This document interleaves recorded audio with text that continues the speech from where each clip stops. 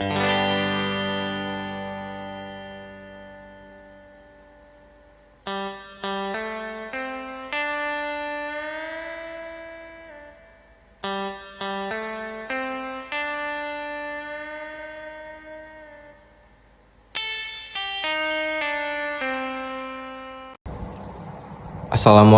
warahmatullahi wabarakatuh. Perkenalkan, nama saya Daniel Hasan Sinurat dengan NPM 23412048 dari kelas akuntansi 23A. Sini saya akan membahas materi tentang karakteristik sistem pengendalian manajemen.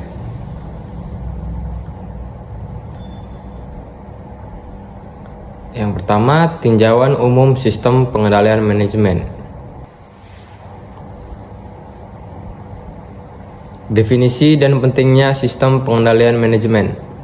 Sistem pengendalian manajemen adalah proses terstruktur yang memastikan pelaksanaan strategi organisasi secara efektif sesuai tujuan yang telah ditetapkan. Sistem ini membantu organisasi dalam mengoptimalkan penggunaan sumber daya sehingga mencapai efisiensi operasional.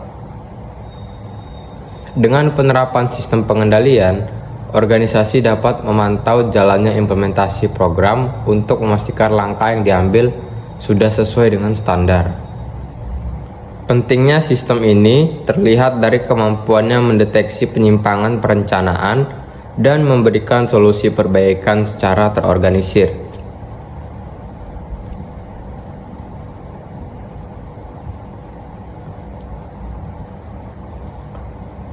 Selanjutnya ada komponen utama sistem pengendalian manajemen yang meliputi pertama, tujuan dan strategi.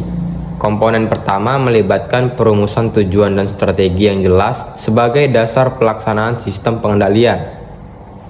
Yang kedua, struktur organisasi. Sistem harus selaras dengan struktur organisasi untuk mempermudah pengambilan keputusan dan pelaksanaan pengendalian. Yang ketiga, pengukuran kinerja. Adanya indikator atau alat ukur untuk mengevaluasi keberhasilan program sehingga dapat memberikan tolak ukur yang objektif.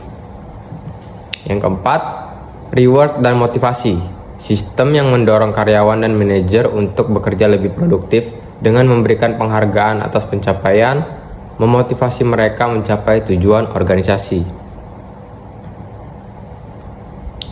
Selanjutnya, evolusi historis sistem pengendalian manajemen yang meliputi 1. Awal era pengendalian. Sistem pengendalian manajemen awalnya muncul sebagai alat sederhana untuk memastikan target dan tugas operasional terselesaikan sesuai waktu yang telah ditentukan. Yang kedua, adaptasi teknologi. Dengan kemajuan teknologi, sistem pengendalian berevolusi menjadi lebih kompleks dan memanfaatkan perangkat lunak dan alat digital. 3. Pengaruh globalisasi. Pertumbuhan perdagangan internasional memaksa pengendalian manajemen untuk mengakomodasi strategi global yang lebih adaptif terhadap perubahan lingkungan bisnis. Dan yang keempat, pendekatan modern.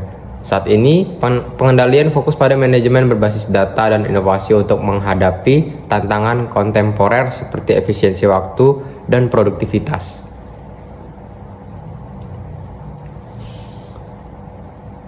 Materi yang kedua, hubungan antara sistem pengendalian manajemen dan strategi bisnis. Peran dalam implementasi strategi.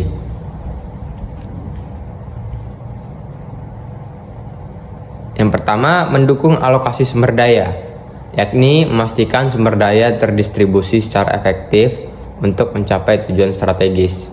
Yang kedua, mengukur kinerja, yakni mengevaluasi keberhasilan strategi melalui indikator kinerja utama atau KPI.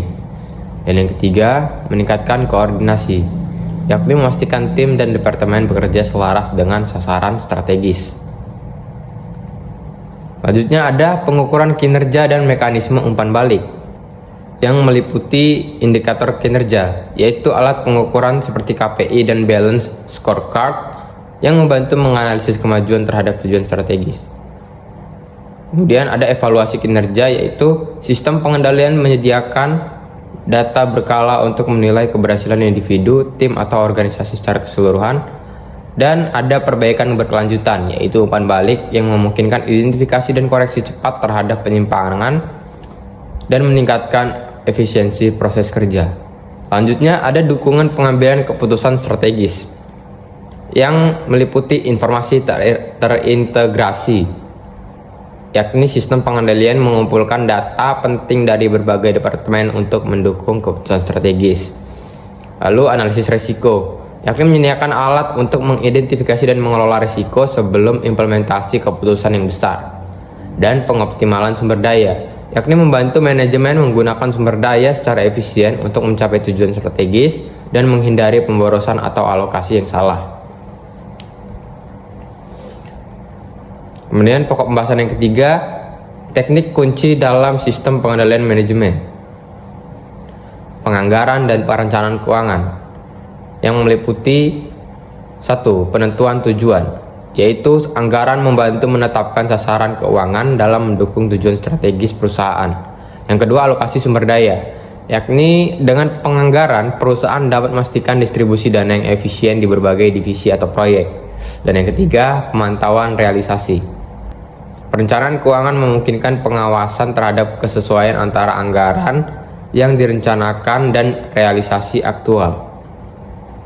Kemudian ada metrik evaluasi kerja, KPI, indikator kinerja utama, yaitu menggunakan indikator yang relevan untuk mengevaluasi efisiensi dan hasil dari aktivitas organisasi. Kemudian waktu dan kualitas, yaitu kinerja yang sering dinilai berdasarkan ketepatan waktu dan standar kualitas yang telah ditentukan dalam proses bekerja.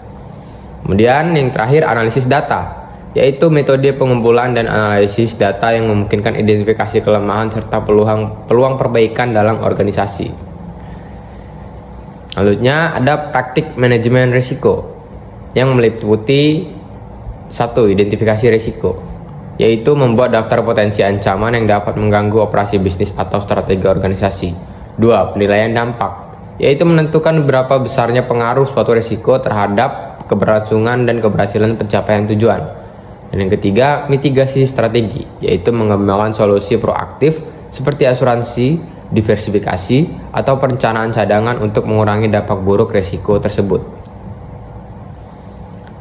Pokok pembahasan yang keempat, makna, manfaat dan tantangan sistem pengendalian manajemen. Meningkatkan efisiensi operasional, yang meliputi yang pertama, produktivitas. Sistem pengendalian manajemen membantu meningkatkan efisiensi operasional melalui proses penyusunan anggaran yang terstruktur dan pengelolaan kegiatan secara sistematis. Yang kedua, pemanfaatan sumber daya. Dengan pengukuran kinerja yang akurat, organisasi mampu menggunakan sumber daya secara optimal untuk mencapai tujuan bisnis.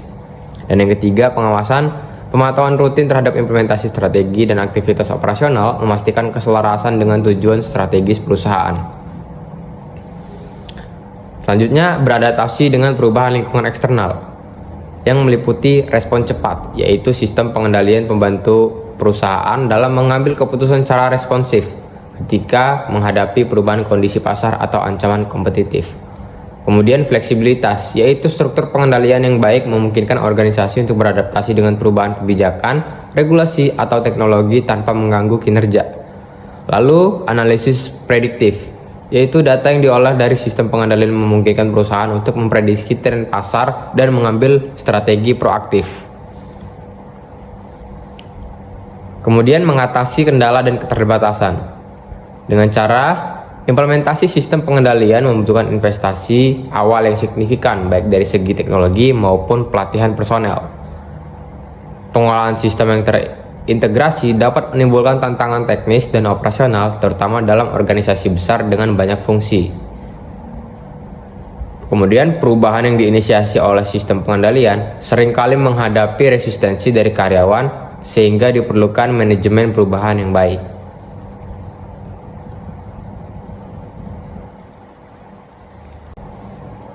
Baik, mungkin itu saja yang dapat saya sampaikan mengenai materi karakteristik sistem pengendalian manajemen. Atas waktu dan perhatiannya saya ucapkan terima kasih. Wassalamualaikum warahmatullahi wabarakatuh.